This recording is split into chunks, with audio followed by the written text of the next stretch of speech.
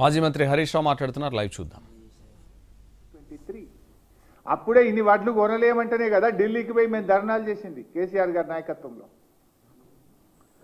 ఇవాళ ధాన్యం సేకరణలో కూడా 2020-21లో 141 లక్షల మెట్రిక్ టన్నుల ధాన్యం సేకరించి నంబర్ 1గా నిలిచిందే తెలంగాణ.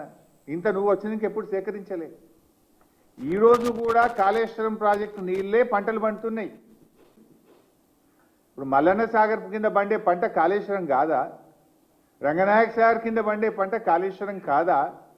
అనంతగిరి కింద పండే పంట కాళేశ్వరం కాదా? అవన్నీ కాళేశ్వరంకు దేర్ ఆర్ 3 సోర్సెస్. ఒకటి, బాగా పంట వర్షాలు పడితే ఎస్ఆర్ఎస్పి నుంచే కాళేశ్వరం నీళ్లు వాడతాం. మధ్య తరహా వర్షాలు పడితే ఎల్లంపల్లి నుంచి నీళ్లు వాడతాం. కరువు పరిస్థితులు వస్తే మేడిగడ్డ నుంచి నీళ్లు వాడతాం. గత 2 సంవత్సరాలుగా వర్షాలు పడ్డాయి కనుక ఇటు ఎల్లంపల్లి అటు ఎస్ఆర్ఎస్పి నుంచే కాళేశ్వరం మోటార్లు ఆన్ చేసినాం. కాళేశ్వరం ద్వారా రిజర్వాయర్లు నింపినాం. కాళేశ్వరం ప్రాజెక్టు ద్వారా లక్షల ఎకరాలకు ప్రత్యక్షంగా పరోక్షంగా సాగునీరు అందించినాం. ఎందుకు ఆ చిల్లర మాటలు మాట్లాడతావు?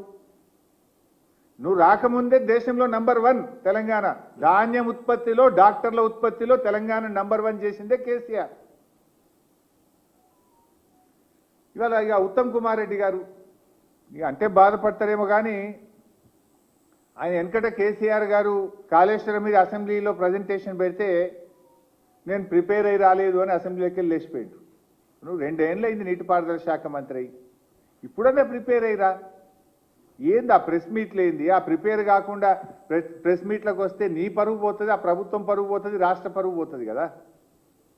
నేను ప్రిపేర్ చేస్తున్న అధికారులు కూడా మరి సరిగా ప్రిపేర్ చేస్తలేరా? నువ్వు సరిగా ప్రిపేర్ అవుతలేవా? నాకైతే అర్థమవుతలేదు. సగం సగం చదువుతాడు, సగం సగం చెప్తాడు. పురాగా చదవడు, పురాగా చెప్పాడు. ఇప్పుడు పాలమూరు డిపిఆర్ 2023లో వాపసు వచ్చింది అని నిన్న ఉత్తమ్ కుమార్ రెడ్డి గారు మాట్లాడిండ్రు. మరి డిపిఆర్ వాపసు వస్తే ఈ పర్మిషన్లు ఎట్లా వచ్చినాయండి?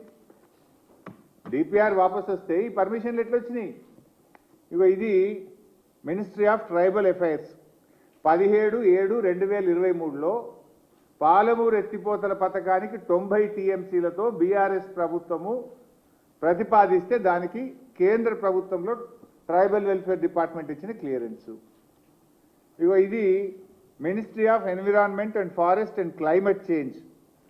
ఇది ఎన్విరాన్మెంట్ అప్రైజల్ కమిటీ మా ప్రభుత్వం పోవడానికి 2 నెలల ముందు 10/8/2023 అంటే ఒక్క నెలనే కదా, డిసెంబర్ 2 నెలల ముందు 10/8/2023లో 90 టీఎంసీలకు డిపిఆర్ను మేము పంపిస్తే 10/8/2023 నాడు ఈఏసీ క్లియరెన్స్. ఇది 27/10/2023 అంటే ఒక్క నెల ముందు, ప్రభుత్వం పోవడానికి 1 నెల ముందు. ఇది forest department, environment and forest department